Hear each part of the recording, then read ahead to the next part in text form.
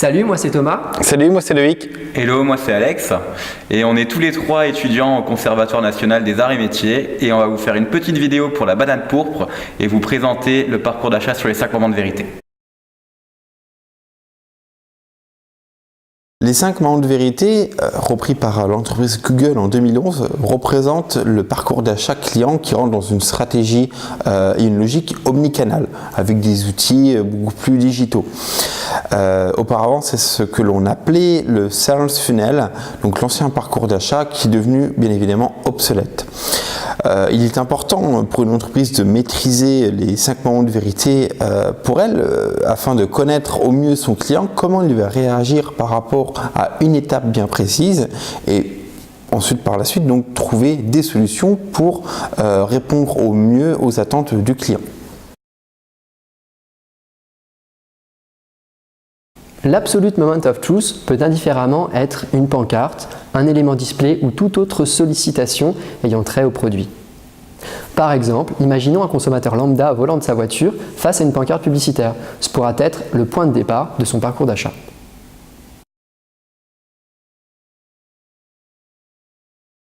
Après avoir ressenti son intérêt stimulé par rapport à l'affiche publicitaire qu'il vient de voir ou au display sur internet, le client va donc rentrer dans la phase du Zero Moment of Truth, c'est-à-dire une phase de pré-shopping.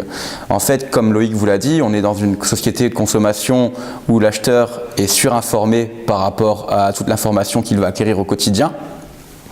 De ce fait, il va aller directement sur internet, de son mobile ou de son PC tout simplement, à n'importe quel moment de la journée pour rechercher des informations sur un PC. Tout simplement, il va taper PC portable ou PC de bureau fixe et il va tomber sur plusieurs sites. Ce qui va lui permettre en fait d'avoir un moment où il va comparer les différentes offres, comparer les prix et comparer les avis consommateurs.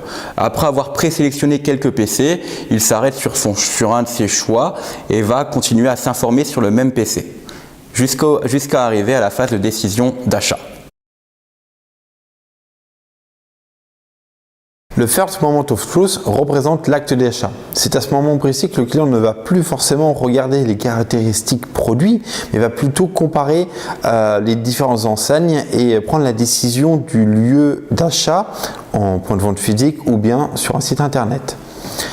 Dans notre cas précis avec l'ordinateur, le client va soit pouvoir se renseigner en point de vente physique et acheter l'ordinateur sur internet, c'est ce que l'on appelle le showrooming, ou bien à l'inverse, le web roaming, le client va se renseigner sur internet et acheter le produit en point de vente physique. Le second moment of truth est la considération de l'expérience vécue à partir de l'achat jusqu'à l'utilisation du produit. Cette expérience s'intègre à de nombreux éléments d'apparence, de style, de sensation et même de fonctionnement. Par exemple, dans le cadre de l'achat de notre PC, ces éléments concerneront le déballage du produit, la finition de l'appareil ou le lancement de son système d'exploitation.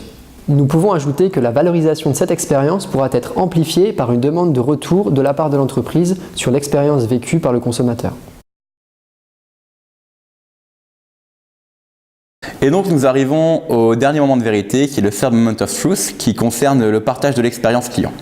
Donc le client a vécu son expérience tout au long de son parcours d'achat, il a consommé son produit et il est temps pour lui de partager son ressenti.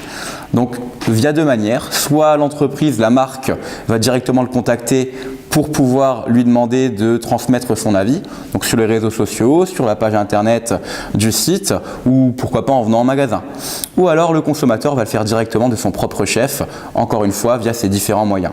Il peut aussi inviter un ami chez lui et lui faire découvrir son nouveau PC, mais il faut savoir qu'en lui faisant découvrir son nouveau PC, ça va devenir le zero moment of truth de cet ami.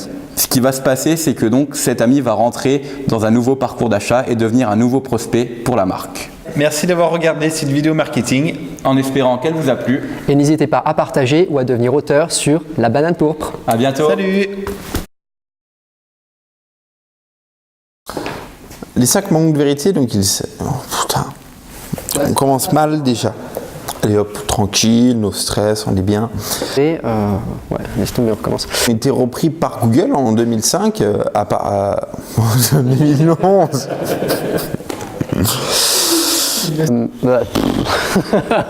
C'est casse-couille! Vérité, qu'est-ce que c'est donc merde. Les 5 moments de vérité. Le client va passer à la phase du Zero Moment of Truth. Oh putain, c'est dégueulasse ça. Ouais. Putain, mais quel connard. Alors, si l'absolute moment of truth, c'est sûr que c'est pas une bannière. Hein. Reprends dit, pardon. Je la refais, j'aime pas, je suis désolé. Non, c'est pas grave. Moment de vérité pour un nouveau collègue. Ouais, c'est de la merde. Ouais, je suis désolé, j'ai tout niqué. C'est bon, là je suis naturel, ok. Tu me le présentes à la Tu ne le présentes pas à la caméra? Là je suis naturel. Ok, t'es prêt? Les 5 moments de vérité, également appelés les... Oh, putain, merde. Et ensuite, putain, c'est un truc de fou. En fait, non mais tu sais plus quoi dire après. Tu sais plus quoi dire. Digitaux. Et là. Tu sais plus quoi dire, c'est abusé. Putain, faut ajouter que la valorisation... Ok. Super. Ça va? Excellent. Ou faire des comparaisons. Mais, oh là là. Voilà. C'est dans la boîte, mon frère. Ça va? Voilà. Une prise, enfin 20 et une prise.